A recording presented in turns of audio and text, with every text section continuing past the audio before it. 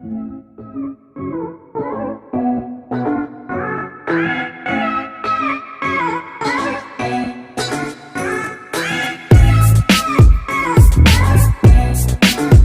back to class of planning. You're with Rahul Sharma, your friend, and guide. This class is all about the complete detail of MEG05 electric criticism and theory.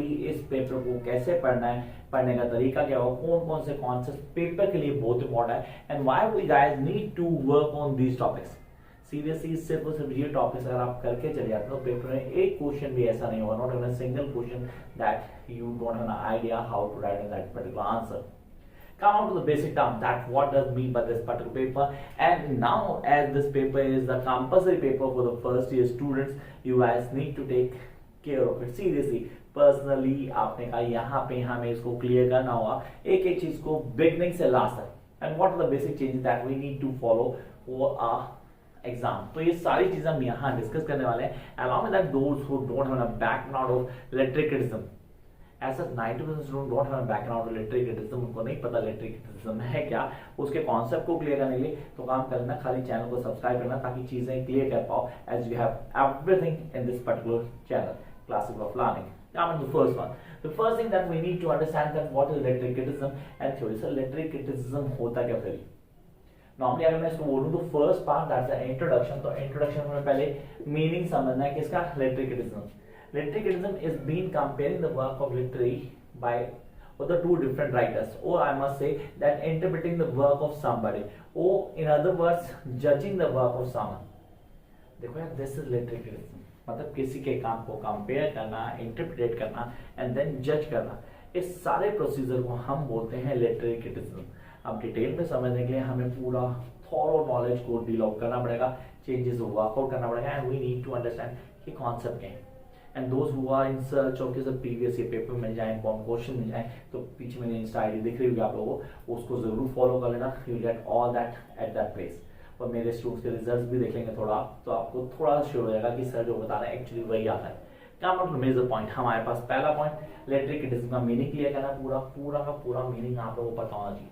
Electric criticism है क्या यार, मैं किसी के काम को पढ़ के समझ के उसको इंटरप्रेट करता हूँ, उसको एनालाइज करता हूँ, उसको किसी दूसरे काम से कंपेयर करता हूँ, फिर अपने जजिंग व्यूज देता हूँ कि भाई ये काम कितना ठीक है कितना नहीं है. ये वीडियो देखने के बाद जो पहली बार देखोगे वो भी जज करेंगे सर को नॉलेज है या नहीं है, कॉन्सेप्ट को कैसे क्लियर करते हैं, how you make us understand कि क्या पढ़ना है क्या नहीं पढ़ना.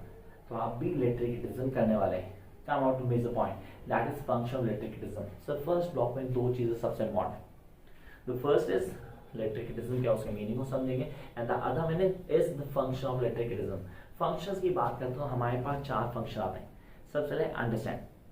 When you do understand something, seriously आप किसी को समझते हो तो आपको बड़े इजीली डील आउट कर पाते हो. That is key that you need to understand first. तो understanding, the first thing is to understand.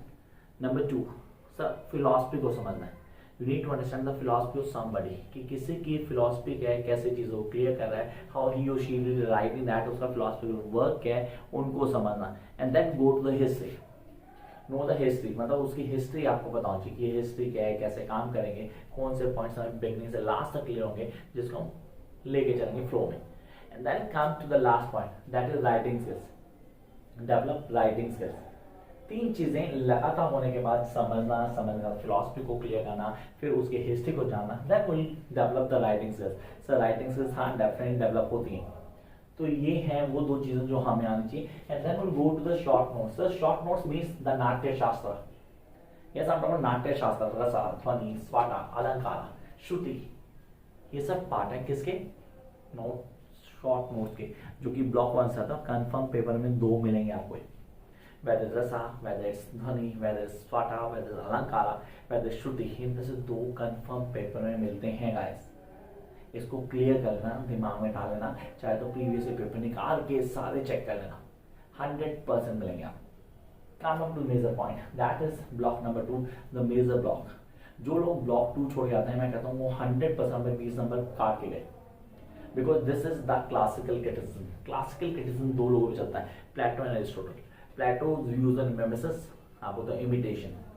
Plato's views on mimesis और imitation we can say why he was hostile towards poetry, क्योंकि poetry को गलत सोचता था, उसको लगता है ये मिसयूज करती है, मिस अप्रोप्रिएट करती है चीज़ों को, फॉल्सहुड क्रिएट करती है हमारे लिए। ये सारी चीज़ हम डिटेल में समझेंगे। इसके लिए स्पेसिफिकली मैंने वीडियो भी बनाई है उस ब्लॉग की, उसको जरूर देख लेना guys, so that will be very helpful for you. And then we'll come to classical views. Classical, the follower of Plato.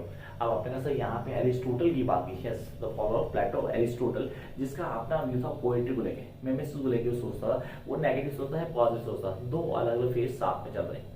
And along with that we need to understand कि एरिस्टोटल की tragedy पे काम करना है। You guys need to work on the tragedy of Aristotle, the elements of tragedy. Question आता है confirm, जो आपको ऑन टिप होना चाहिए, पेपर में कंफर्म आता है। वी नीड टू अंडरस्टैंड कि क्या है सब, प्लॉट क्या होता है, ईथोस क्या है, मीथोस क्या है, शॉर्ट नोट्स में आपको मिल जाता है बहुत बार। हेमरेशिया का कॉन्सेप्ट क्या है, व्हाट इज हेमरेशिया, कैथारसिस क्या है, ये सब इसी ब्लॉक से है गाइस। आपको ये सब कुछ ऑन टिप होना चाहिए। The falling of a hero, tragic fall, एक एक चीज हमें कॉन्सेप्चुअली लिखना चाहिए on this particular block, that is block number 2, classical criticism. दो ब्लॉक्स सबसे important, that's introduction, classical criticism, and then comes to the next block, again one of the most important block, that is romantics. Sir romantics में मुझे किसको पढ़ना है, मुझे Wordsworth करना है, प्रीफेस टू लिरिकल बैलेट की बात करता हूं मैं, 100% मुझे आना चाहिए। मुझे किसको पढ़ना है, कॉलेज को पढ़ना है। Yes, I need to read the S T college, Samuel Taylor college, जिसने बायोग्राफी लिटरेचर की बात की। Fancy imagination the part of biography literature, fancy in imagination, yeah, this is the part of biography literature. And then we have the P.B. Shelley, जिसने काम किया on the defense of poetry। ये तीन अगर मेरे से कोई पूछेगा सबसे इजी ब्लॉक जो पेपर में कंफर्म आता है तो that is Romantics, and I love this particular block. ये मैं चाहता हूँ कि आप लोग करें, और करने से रिजल्ट भी आएगा, and you will see that will help you to clear all the problems. आपको बड़े आराम से क्लियर भी करेगा, आप बड़े आराम से कर पाएंगे, and then you can go on the other parts too. तो पहले तीन ब्लॉक हमारे सबसे मेजर पार्ट थे, intro, classical, romantics. Now come to the fourth block, that is new criticism. सब पेपर के पॉइंट से इस ब्लॉक को मैं हमेशा साइड रखता हूँ। Honestly, I was not very worried about this particular block, क्योंकि मैं जानता हूँ कि इस ब्लॉक में मेरे को इंटेंशनल फॉलिसी आएगी, अपने जो पेपर में आने के चांस है उसको पढ़ना होता है, and then I need to read the views of, that is I Richard, T S. Eliot, F. Leavis, John Con and Claire Brooks and W.K. Wimsett। Sir W.K. Wimsett from last 2 to 3 years confirm बार बार आ रहा है, उसको clear करेंगे। ये falsies की बात करते हैं, फॉल्सी झूठ। अच्छा, हाईलाइट करते हैं new criticism. Sir new criticism का एक नया फेज, इसको डिफाइन करते हैं, ये चीजों को डिफाइन करते हैं। अब इन सब के अपने अपने व्यूज हैं। अब डेप्थ ऑफ ऑथर्स हमें पढ़ना है, उसके कॉन्सेप्ट को समझना है, how they write down the points, उसको कैसे क्लियर करते हैं, कौन कौन सी चीजें हम लोग के लिए इंपॉर्टेंट है, जो हम उसको पढ़ें वो चीजों को क्लियर कर लें। तो that be fruitful for us too, हाँ हमारे फ्रूटफुल भी रही। तो रिजल्ट ओरिएंटेड तो है, कहाँ से करते हैं, करने का तरीका क्या होता है, कौन से बेसिक फॉलो होता है, जो हमें ऑन टिप पहुंची from the beginner to the last, and that is from the block number 4। इस पर प्लीज काम करना है, इसको छोड़ने वाले नहीं हो आप, क्योंकि ये पेपर में कंफर्म आना है। Come on next one, masses. So this block is really important. अगर मेरे को इम्पोर्टेंट की बात की तो look at here the arrow जो मैंने यहाँ पुट की है, वो इम्पोर्टेंट के लिए होंगे जो आपको सबसे पहले करना है। हाँ फर्स्ट तो करने का है कि उसके बाद कुछ होगा ही नहीं, लिटरेरी क्रिटिसिज्म समझ नहीं आएगा तो कुछ समझ नहीं आने वाला। That is Marxism. मार्क्सिज्म कहीं से भी लिटरेचर से रिलेटेड नहीं है, ऑनेस्टली कहीं से भी लिटरेचर से रिलेटेड नहीं है। मार्क्सिस्ट की अलग थ्योरी थी। ये बंदा बोलता है सोसाइटी सोशल क्लास पे डिफाइन करती है, और सोशल क्लास आपकी इकोनॉमिक क्लास को डिफाइन करती है। यहाँ पे फैक्टर्स ऑफ प्रोडक्शन पढ़ाता, factors production, land, labour, capital, entrepreneur. एक लिटरेचर स्टूडेंट का कोई लेना नहीं है फैक्टर प्रोडक्शन से, वो इकोनॉमिक तो बात ही नहीं करता, वो तो लिटरेचर की बात कर रहा है। लेकिन मार्क्सिज्म है, मार्क्सिज्म सोशल क्लास को डिफाइन करती है। सोशल क्लास आपके बैकग्राउंड को डिफाइन करती है। आपका बैकग्राउंड क्या है, आप उस क्लास से अपने आप को डिफाइन करते हो, तो आपकी सोच, आपका सोचने का नजरिया ये डिफाइन करता है कि आप कहां से आए। ऑनेस्टली अगर आप एक लोअर बैकग्राउंड को बिलोंग करते हो तो आपकी कहानी में जो हीरो होगा ना वो भी एक लोअर बैकग्राउंड का ही होगा। Take an example of William Shakespeare, उसने कहीं भी किसी गरीब की कहानी ले ली। He never write down a story of a poor man because he don't belong to poor category. So how will he going to write a story of the poor one? No, possible ही नहीं था। वही चीज यहाँ पे clear की through the Marxist point of view. तो base आपका वो इकोनॉमिक स्टैंड, उस बेस से आपका जो व्यू पॉइंट, जो सिनेरियो क्रिएट होता है toward the other things, that is super structure, या दैट इज द की। तो बेस एंड सुपर स्ट्रक्चर दोनों के कॉन्सेप्ट को क्लियर करना है। 100% masters review of theory, masters theory paper में आती है जो हमें ऑन टिप करनी है। Along with that, we need to work on the ideology. The master's ideology. What is master's ideology? I have told you earlier that master's ideology refers to the people with the belongings and how they grow up. उसके concept क्या है, कैसे clear करता है, उन चीजों को लेके चलती है, उनको ही लेके follow होती है। That is master's view of आपके तो सोसाइटी, इसको डिफाइन करता है। आई होप कॉन्सेप्ट यहाँ क्लियर हो रहे हैं। कभी तो सिर्फ ये इंट्रो आप होगी कि आप मेरे साथ हमारी फर्स्ट क्लास, हमें पता होना चाहिए क्या जरूरी है, क्या पढ़ना है, कैसे आगे चलेंगे, तो आप सबके लिए इंपॉर्टेंट है। Jump up next one, this is the major one and I love this block. Why love this block, जब आप रीड करेंगे definitely get to know why love this block. Hey feminist, सबसे पहले मैरी वुज़नक्राफ्ट की बात करते हैं। A vindication of the right of woman, yes a vindication of right of woman. 13 chapter, sir 13 chapters हैं। 13 चैप्टर्स में उसने वुमेन के राइट्स की बात की, वुमेन को क्या जगह मिलनी चाहिए, how she going to develop her place in the society, उसको कौन कौन सी चीजें मिलनी चाहिए, जिसके लिए उसको पहले तो आप क्या करो, एडुकेट करो। When you educate a women तो आप नेक्स्ट जनरेशन के लिए एक बेस क्रिएट कर देते हो। And second, you need to give her space of her own, ताकि वो अपने आप अपनी मनी अर्न कर पाए। She should not depend on the man for money, financially freedom होना चाहिए उसको। ये सारा सम अप था 13 चैप्टर्स का, जो लिखा किसने, मैरी वुज़नक्राफ्ट ने, a vindication right of woman में। And then will come to the next part, that is Virginia Woolf. Sir इनका नाम लेना ही अपने आप में बहुत बड़ी चीज है, वर्जीनिया वुल्फ। आपने यहाँ rooms of one song, when she went to a college to deliver lecture take on feminism definitely, तो वहाँ उस लाइब्रेरी में सिर्फ सिर्फ राइटर भी मैन है, वुमेन के राइटर भी मैन है।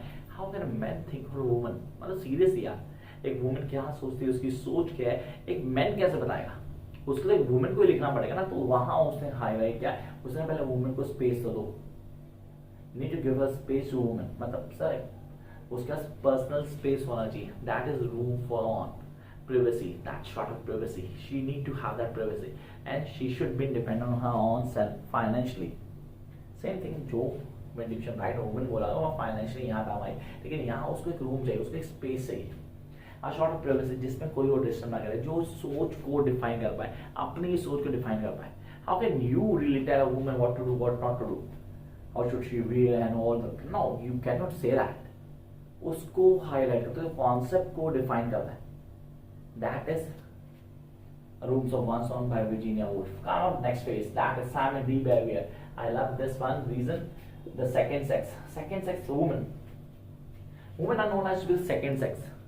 सर हमेशा उसको सेकंड ही जगह दी गई, क्यों भाई? सोसाइटी का पहला पार्ट नहीं है, क्योंकि वो पहले वुमेन सिर्फ एक भोग की वस्तु, ऑनेस्टली आप बोलते हैं हिंदी में भोग की वस्तु, that is for the pleasure of man, उसको हाईलाइट, तो सिर्फ ब्यूटीफाई होने का राइट है कि सुंदर दिखे ताकि हमें मैन को प्लेजर दे पाए।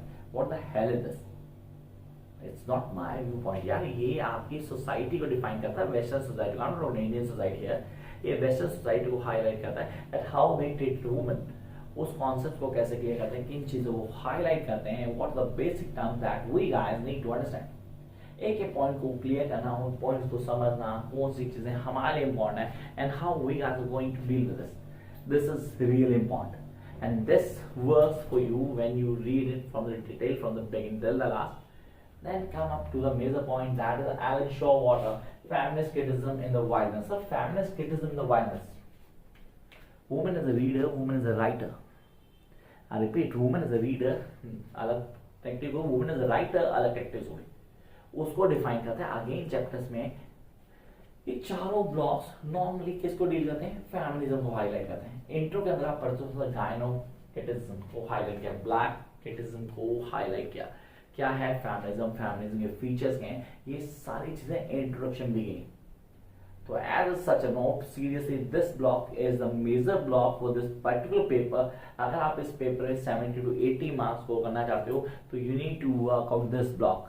भाई जो पॉइंट्स मैंने बोले हैं ये सब के सब आपको ऑन टिप होने चाहिए, तब जाके आप ये सारी चीजें क्लियर कर पाओगे। Come up to the next section, that is block number 7 and block number 8। सही दो block, deconstruction and contemporary literary theory. अच्छा मेरे हिसाब से मैं इन पे ज़्यादा ध्यान नहीं देता एक्सेप्ट 2-3 टॉपिक्स के अलावा। फिर पेपर में जो करने हैं वो 2 ऊपर वाले करने हैं। Deconstruction, what is deconstruction? Deconstruction समझने से पहले कंस्ट्रक्टिविज्म को समझो। कंस्ट्रक्टिविज्म सोच का बनना, आप एक सोच बना सकते हो। जब women can drive a car और नॉट, जवाब तुम देना, मुझे बोलना है प्लीज। ऐसे वुमेन कोई आपको सर ये नहीं आता, मैं वो बोलता हूँ सोसाइटी डिफाइन करती है, मैं उस पॉइंट को क्लियर करूँ। आपने बोला सर ये सोच है, दिमाग में बना लिया आप लोगों ने, हम सिर्फ बैठे गाड़ी चलाती हैं, मैंने खुद देखी है सीरियसली। अब यहाँ आपने बोला सर ये वो पॉइंट है जिसको होता है deconstruct, second thought, the other side of coin, deconstruction, the other side of coin. इसमें पोइट्री और ड्रामा में काम करना, क्योंकि ड्रामा या पोइट्री आप जो फर्स्ट ईयर में पढ़ता उसमें उठा के डाल दिया जाएगा, आपको बोलेगा भाई उसका डीकंस्ट्रक्ट, उसका सेकंड फॉर्म जो कुछ छोड़ सकता, वेटिंग फॉर गॉड आउट, जो फर्स्ट ईयर पढ़ रहे हैं वो पढ़ेंगे डेफिनेटली। सर आपने कहा सर नहीं, हमने कहा हैमलेट का भी सेकंड थॉट हो सकता है, तो उसको क्लियर करता है, उस पॉइंट को बताता है, वो डीकंस्ट्रक्शन है। मतलब the other side, that is deconstruction. इसको क्लियर करना पेपर में इजीली समझ में आएगा। And if you do have the notes तो कुछ जरूरत है नहीं। And those who want to join the online session guys, session शुरू हो चुका है for your upcoming exam, do join immediately. Jump up to the next part, that is literary criticism, contemporary literary theory. Contemporary आजकल जो चल रही है sir, यहाँ पे साइकोएनालिसिस की बात करते हैं, फ्रूड एंड लैकेन। साइकोएनालिसिस को प्लीज पढ़ लेना, इसकी वीडियो को देख लेना, मैंने वीडियो डाली है साइकोएनालिसिस की, आपके लिए बहुत हेल्पफुल होने वाली हो। And then the next one post corning theory, मतलब पोस्ट कॉर्निंग, सैड हो गया, सिपा हो गया, भाभा हो गया, पेपर में आ रहा है लगातार फ्रॉम लास्ट 2-3 इयर्स। इनमें से एक क्वेश्चन डाल देते हैं। आपने कहा ये है वो काम जो आप लोगों ने करना है। 2 चीजें याद रखना, सबसे पहले चैनल को सब्सक्राइब करना है, इंस्टा आईडी को फॉलो करना, क्योंकि यहाँ से ही आपको सारे एक्सपेक्टेड क्वेश्चंस या प्रीवियस पेपर्स मिलने वाले हैं। And then seriously those who want to join online session और हैव नोट्स, पीछे ना पड़ेगा। Catch you guys soon with a new video, bye guys.